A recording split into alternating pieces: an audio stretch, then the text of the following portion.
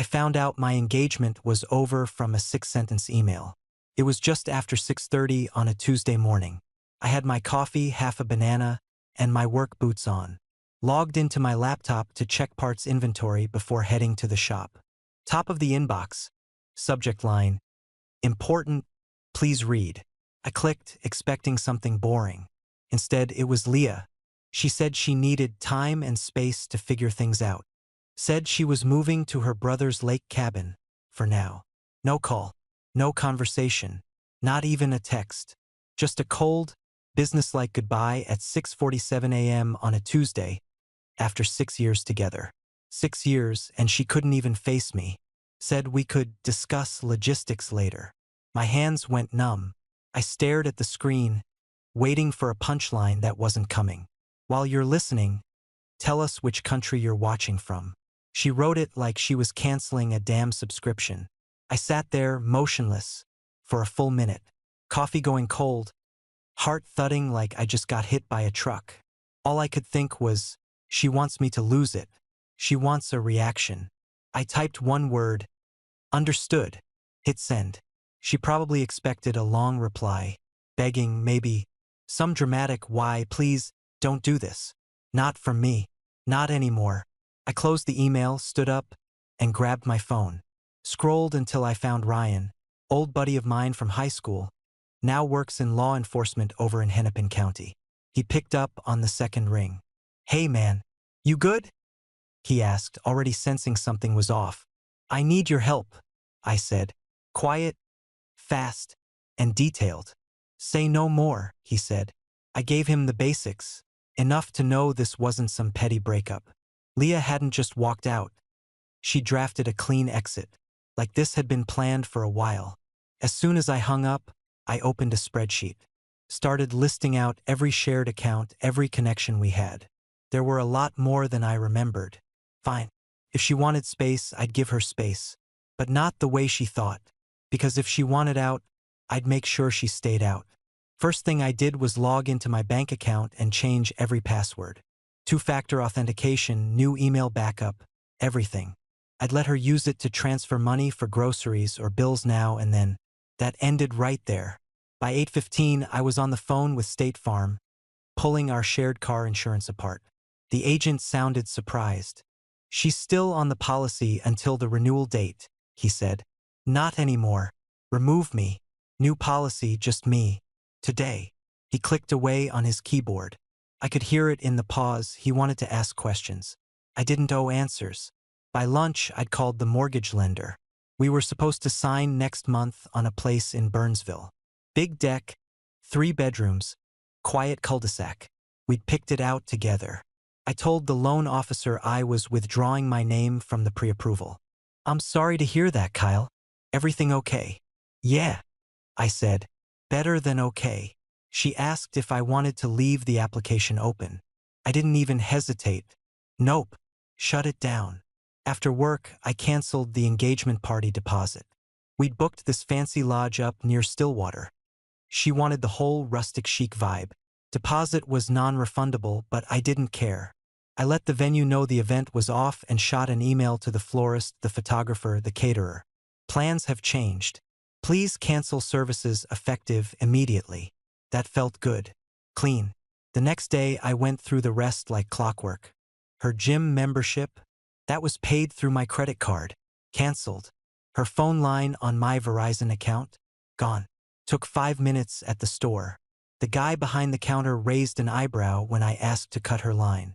She lose the phone? He asked. No, I said. She lost something else. My favorite part? Changing my emergency contact at work. I walked right into HR and filled out the form with my brother's info instead. The admin lady looked confused. Thought Leah was still. She's not. Didn't explain. Didn't smile. Just left. For the first time in over a year, I felt like I could breathe.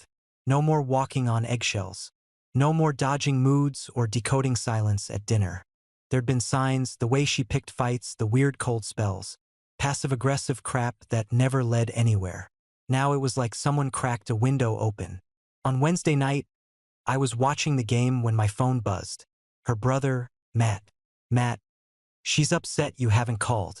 I stared at the screen a second. That was it? No apology? No explanation? Just feelings hurt because I didn't chase? Me? She asked for space. I'm giving it. He didn't respond. I leaned back and sipped my beer. No rage. No sadness. Just this weird, steady clarity. She'd played her hand, and I was done pretending not to see it. That night I boxed up her stuff. The things she'd actually left behind. Hairdryer, a few cookbooks, some old hoodies, a drawer of random junk. Taped it all up and labeled the box with one word. Leah. Set it in the garage. Then I took my boots off, turned off the light, and slept like I hadn't in months. Thursday afternoon, I drove over to Maple Grove to meet Cheryl, a friend of a friend who handled family law. Ryan had set it up, said she was sharp, no nonsense. That's exactly what I needed. Her office was in a strip mall, wedged between a nail salon and a vape shop. Nothing fancy. She greeted me with a quick handshake. No small talk. Let me see the email, she said, motioning to the chair across from her desk. I slid my laptop over. She read it once, then again slower. She signed this like it's a damn contract, Cheryl muttered. Date and timestamp. No ambiguity. She says she's moving out, needs space, we'll discuss logistics later. Kyle, this is voluntary separation in writing. I raised an eyebrow.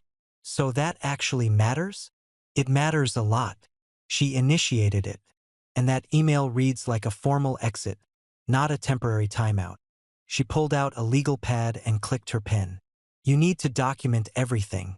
Start now. Go back as far as 2 weeks before this message. Texts, emails, call logs. Screenshots. Dated. Take inventory of anything you bought together. Furniture, electronics, appliances. What's in the house, who paid for what.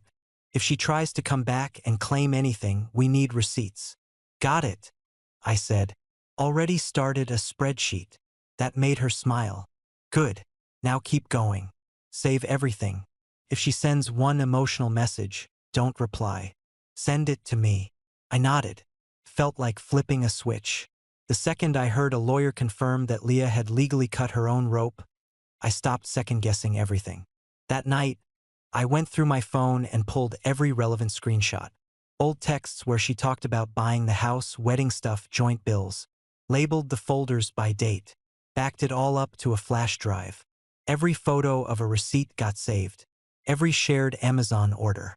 Even the ones that felt stupid, like a $79 toaster oven or that overpriced couch she insisted on from West Elm.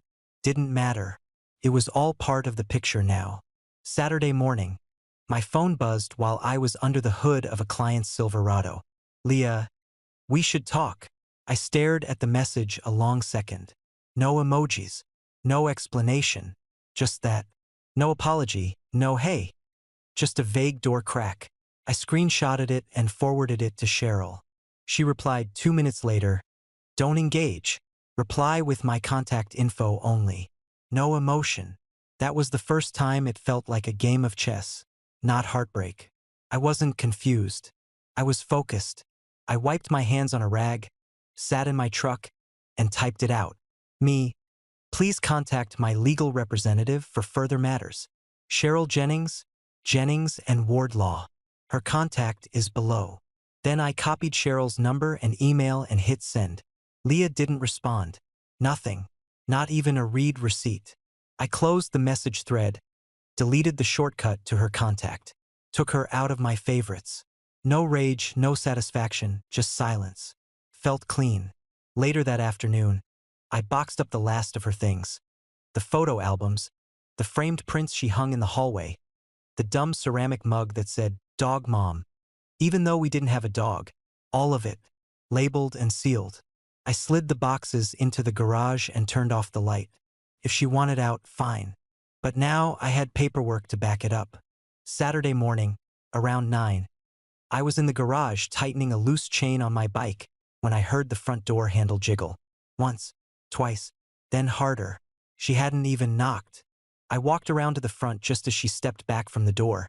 Confused, phone in her hand, hair pulled into a messy bun like she just rolled out of bed. She wore leggings and that same old navy hoodie I bought her 3 Christmases ago. Her eyes locked on mine. You changed the locks? Thursday, I said. Standard procedure when someone moves out. She crossed her arms. I didn't move out. I just needed space. I nodded slowly. Right? You emailed me that. 6:47 a.m. said you were ending the engagement and staying at your brother's cabin, for now. You used the words, "We'll talk logistics later." Sounded pretty final to me. She blinked, like she didn't expect me to have it memorized. I didn't mean for it to go this far, she said. It wasn't supposed to be permanent. I just needed time to think. You made it permanent the second you bailed without a word and sent that email like it was a memo. I didn't change anything. You did. She took a step closer. Kyle, come on. It was a mistake. I wasn't in my right head. I figured you'd call, we'd talk it out. But instead you lawyered up. You asked for space, I said. I gave you exactly what you wanted. Her mouth opened, like she had more, but her phone rang. She looked at the screen and answered without walking away. Matt, yeah, I'm here. Just let me. His voice was loud enough I could hear every word through her phone speaker. Say nothing else. Walk away, Leah. Now. Hang up and leave. Right now. She froze. Her jaw tensed. For a second, I thought she might still try to push it. Leah, Matt snapped again. Walk. Away. She ended the call without another word. Didn't look at me. Didn't argue. Just turned, walked back to her car, and drove off without even closing the door all the way. I stood there on the porch, arms crossed, watching her taillights disappear around the corner. My hands didn't shake. I didn't feel a thing, just a strange calm. Inside, I pulled out my phone and texted Cheryl. She showed up, tried to say it wasn't permanent. Brother called during it, told her to leave immediately. She responded 5 minutes later. Cheryl, that helps. Confirms confusion and lack of intent. Weakens any claim she tries to make. Keep documenting. I added it to the file. Date, time, summary. Just another bullet on the growing list. She wanted out? I was just making sure she didn't get to rewrite the story now that she didn't like the ending. Monday morning, I walked into the law office wearing clean jeans, boots, and a gray button-down. Nothing fancy. Just enough to look like I gave a damn without pretending to care more than I did. Leah was already there, sitting next to her lawyer at the polished oak table. She looked like she hadn't slept, hair pulled back too tight, makeup trying to cover the damage. She wore a blazer over a t-shirt, tried to play it composed, but her knee kept bouncing under the table. Cheryl sat beside me and opened her folder like she'd been waiting for this moment all weekend. Leah's lawyer cleared his throat first. He looked about 40, slick hair, one of those polite but smug types. My client would like to clarify that the email sent on Tuesday was written under emotional distress. It was never her intent to formally end the relationship. She simply needed space. Cheryl didn't even blink. She used the words, "I'm ending our engagement," included a move-out notice, and mentioned discussing logistics later. That's not emotional venting. That's a structured statement. Leah looked at me, then away, like maybe she thought I'd jump in. I didn't. Cheryl flipped to the next page. Mr. Kincaid removed himself from the mortgage pre-approval, separated financials, notified vendors, and restructured insurance within 72 hours of the email. All actions were initiated by Ms. Peterson's written decision. Her lawyer leaned forward. She's saying she felt overwhelmed and didn't expect things to escalate so quickly. She hoped they'd have time to talk things through. Then she should have picked up the phone, Cheryl shot back. Instead, she chose to disappear and only reached out after realizing the consequences. Leah finally spoke. Look, I wasn't trying to destroy everything. Maybe it wasn't a breakup. Maybe it was just a break. I looked her straight in the eye. Then you should have said that. I didn't know how to. I was scared, Kyle. Scared of what? Talking to me like an adult. Her lawyer jumped in, raising a hand. Let's keep this constructive. No, I said. She wants to rewrite it. I get to respond. I turned back to Leah. You didn't leave the door open. You slammed it shut. I just made sure it stayed that way. The room went quiet. Cheryl slid a copy of the email toward the center of the table. We're prepared to move forward under the assumption that this was a formal separation. Kyle is not seeking damages. He's asking for a clean break. Her lawyer adjusted his tie. Leah stared at the table. Then let's discuss terms, he muttered. 40 minutes later, we'd agreed on a basic outline. She'd retrieve her personal belongings. No shared assets were being contested. No financial claims. No drawn-out arguments. As we stood to leave, Leah lingered by the door. Her lawyer gave her a nod and walked off. Cheryl headed to the lobby. Leah followed me out to the parking lot. Kyle, she called out.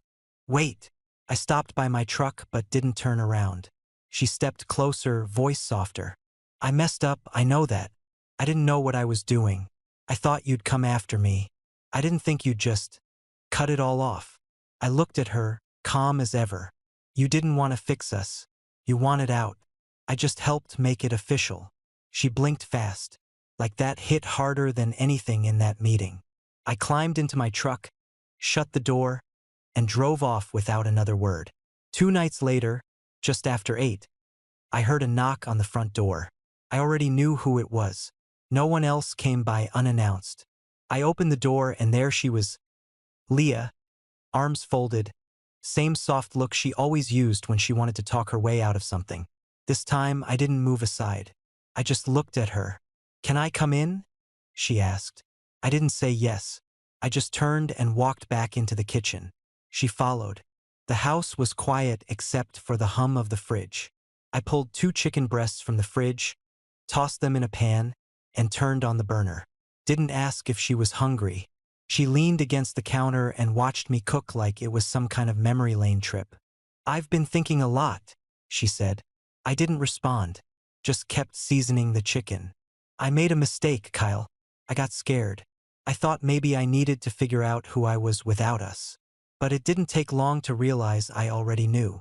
I grabbed a knife, sliced a tomato, and waited for the part that always came next. I miss what we had. I miss you. I plated the food. 1 plate, sat at the table and started eating. She stayed standing. You really won't say anything? She asked. I looked up. You already said it all. That wasn't me thinking straight. I panicked. No, you calculated. She went quiet. I wasn't trying to hurt you, she said after a beat. I didn't think I was ending everything. I thought, maybe if I stepped away, I'd feel different. You mean you thought maybe you could do better? Her face twitched, like I'd hit a nerve. Who was it? I asked. Because this isn't about space or figuring things out. This is about someone else. She hesitated just long enough to confirm it without saying a word. I dropped my fork. Say it. She looked down. There was a guy at work. New hire. We got close. I didn't cheat, not physically. Don't care, I said. She kept going. I just started wondering if I'd settled. I mean, we've been together so long. I thought maybe I missed my chance to see what else was out there. I nodded once. That was all I needed. So you tested your options, I said. No. I mean, I just... Don't lie. You left, sent that email, packed your things. You thought this new guy was going to pan out, and when it didn't, you came crawling back. Her voice cracked. I didn't crawl. I'm here because I love you. No. You're here because you gambled and lost. She stepped back, blinking fast. That's not fair. Neither was the email. I stood and grabbed her coat off the chair. Do you still talk to him? I asked. No. Because he dumped you or because you realized I was a better option? She didn't answer. Right? I said. I handed her the coat. You weren't confused, Leah. You were curious. There's a difference. She took the coat and stood there for a second, like she was trying to figure out what card to play next. I didn't come here to fight. Good, I said, because there's nothing left to win. I opened the door. She looked like she wanted to say something else, but this time, she didn't. She stepped out and I closed the door behind her. The next morning, I was under a '09 Tacoma replacing the fuel pump when my phone rang. Cheryl. I slid out from under the truck wiped my hands, and picked up. "We got it," she said. Discovery just came through from her side. I stepped into the office and shut the door. "What's in it?" "More than she ever wanted you to see." She walked me through it one piece at a time. Leah had opened a second checking account 5 weeks before she sent the breakup email. Every Friday, she transferred money from our joint account into the new one. Small amounts at first, then more. Quiet, consistent withdrawals. "She didn't just walk away," Cheryl said. "She planned the exit." There were also messages. Text logs between her and a guy named Brad. I didn't even have to ask who he was. They started texting about a month and a half before she left. Harmless at first, work jokes, inside banter. Then it got personal. Then it got flirty. Then they were meeting outside of work. Lunch, drinks, weekends.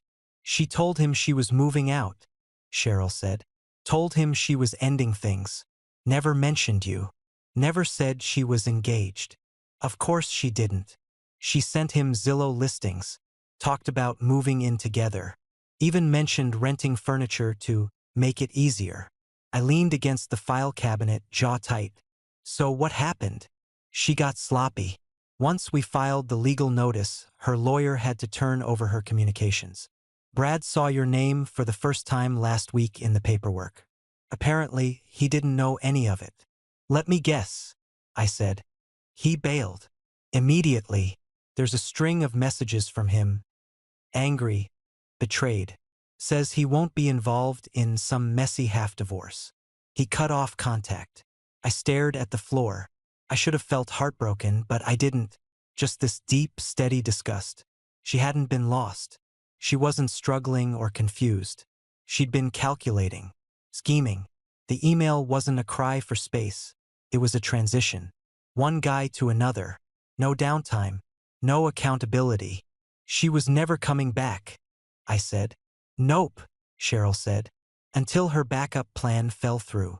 I sat down, still holding the rag in my hand. "And now she wants a reset." Only because the guy who was supposed to catch her walked away. For a second, I thought about all the nights I'd stared at my ceiling, wondering what I could have done differently. Turns out, the real question was how long she'd been lying to my face while still sleeping in my bed. Cheryl sent over the documents, PDFs with transaction logs, screenshots of texts, calendar entries, even location pings that showed her spending the night at a downtown apartment registered to Brad's name. I didn't reply right away. I just opened each file one at a time, like peeling off old wallpaper. Ugly, bitter, but no longer surprising. She wasn't unhappy. She was already gone. Weeks before the email. Weeks before the lies started sounding like, "Maybe I need time." I forwarded the files to a backup folder, then shut my laptop. There was nothing left to guess. No pieces to put together. She hadn't left me in a moment of weakness. She'd left because she thought she had someone better waiting. She showed up again that Thursday. Same knock, same nervous posture on the porch. Except this time, there was no fake calm. Her hands were shaking. The second I opened the door, she pushed past me. "We need to talk. Now." I shut the door behind her and crossed my arms. "You're not supposed to show up unannounced." She spun around. "How the hell did you get all that stuff? The texts, the bank records, my messages with Brad. You spying on me?" I let out a dry laugh. "Your lawyer gave it to mine. Welcome to legal discovery." Her face dropped. "You handed over the rope." I just stepped back and let it tighten. She shook her head. No, that's not what happened. You don't understand, I was scared. Brad. He made me believe he actually cared." I stared at her, unmoved. She kept going. "I didn't mean to hurt you. I just didn't know what to do once it all started." "You didn't hurt me," I said. "You insulted me. You lied, schemed, and bailed. Then when it blew up, you ran back here like this was plan B." "That's not true." "Then why didn't you tell him you were engaged?" She opened her mouth, but nothing came out. I grabbed the folder from the kitchen counter and dropped it on the table. "Here's what's going to happen. You're going to stop showing up here like this is a rom-com. You're going to cooperate with a clean break, sign what needs to be signed, and walk away." Her lip trembled. "And if I don't?" Then I file everything publicly. The financial records, the text threads, the timeline. Everything. With your name on it. Her face went pale. Your call. She didn't answer. Just grabbed her purse and left without another word. That weekend, things unraveled fast. I didn't have to lift a finger. Brad started talking, probably trying to save face. Word got around Leah's office that she'd lied about her situation. Said she was single. Said she was starting fresh. Turns out HR doesn't love hearing that their marketing coordinator was involved in an undeclared office relationship while engaged and sharing sensitive documents with the same guy. By Sunday night, I got a text from a buddy who knew someone in her building. Dude, she's screwed. HR's on her. Monday morning, she was let go. Quietly. No public statement. Just removed from the directory and walked out with a box of desk crap like any other employee getting canned. Around lunch, my phone rang. Matt, I almost let it go to voicemail, but I picked up. You made your point, man, he said. She's broken. She lost everything. You don't have to keep going. I didn't raise my voice. Didn't flinch. She didn't lose everything, I said. She gave it away. There was silence on the other end. Then a soft, all right, and the call ended. I stared out the shop window for a long minute. Could have felt sorry for her. Could have let it pull me back. But I didn't. I turned my phone over and got back to work. We sat on opposite sides of the table, 2 feet apart and a mile wide. Leah looked pale. Not just tired, but emptied out. Her hair was pulled into a tight ponytail. No makeup, sweatshirt under a blazer like she wasn't sure which version of herself to show. She didn't look at me. Her lawyer started first, clearing his throat like this was just another Monday. My client wants to acknowledge the emotional toll this situation has taken on both parties. She acted out of distress and confusion, and it's our belief that she was, at times, emotionally manipulated. Cheryl cut him off. Let's get something clear. The only manipulation here was premeditated. I have timelines, bank statements, message logs, and a change of address filed before she sent the breakup email. She slid a folder across the table. The guy didn't even open it. He just leaned back and sighed like the weight had already hit him. Leah didn't say a word, didn't argue, didn't even blink. Cheryl kept going. My client is prepared to walk away with zero claim to shared funds, property, or future assets. What's being requested is a clean, final separation. Immediate, binding, and silent. Her lawyer looked at Leah. She nodded, barely. I'd like to keep the car, she mumbled. And just my personal items. Cheryl turned to me. I gave a small nod. Fine, she said. We went over the inventory. Nothing contested. No tug of war over anything sentimental. No pushback. Just quiet agreement as Cheryl read through the list. By the end of it, the mediator stood up, told us we were free to go once papers were signed. The whole thing lasted less than an hour. I was halfway to the parking lot when I heard her behind me. Kyle, she called out. I stopped but didn't turn around. She stepped beside me, arms wrapped tight around herself like the wind had teeth. Can I just ask you something? I waited. She looked up at me. Her voice cracked when she spoke. If I'd just been honest, if I'd told you everything back then, would you have fought for us? I stared at her. No yelling, no sarcasm, just the truth. Absolutely. Her eyes welled up fast, like she didn't expect that answer. But now I know who you are when things get hard, I said. You run. She tried to hold it in, but the tears came quick. Silent but heavy. I didn't comfort her, didn't flinch. I walked to my truck, unlocked the door, and left her standing there in the middle of the lot with nothing but her answer.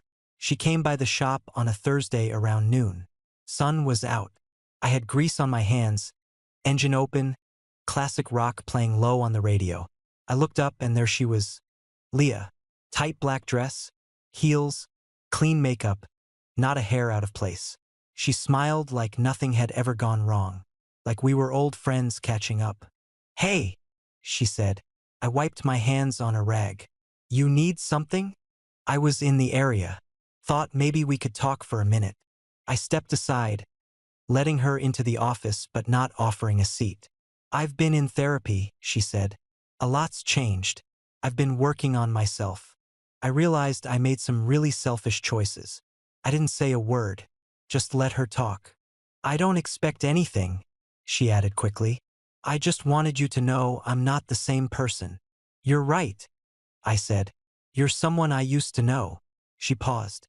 "That's fair. But look, I still think about the life we had. How solid it was. How safe." I nodded. "You don't miss me. You miss the life I built." Her eyes flickered, like that cut deeper than she expected. She tried to recover. "Okay, if nothing else, maybe we can be friends." I stared at her for a second. Calm. Direct. "Friends don't use each other as backup plans." Her face dropped.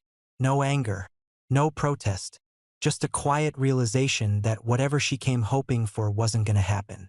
She nodded once, turned, and walked out without another word. The door clicked shut behind her. I didn't feel angry. I didn't feel anything. Just relief.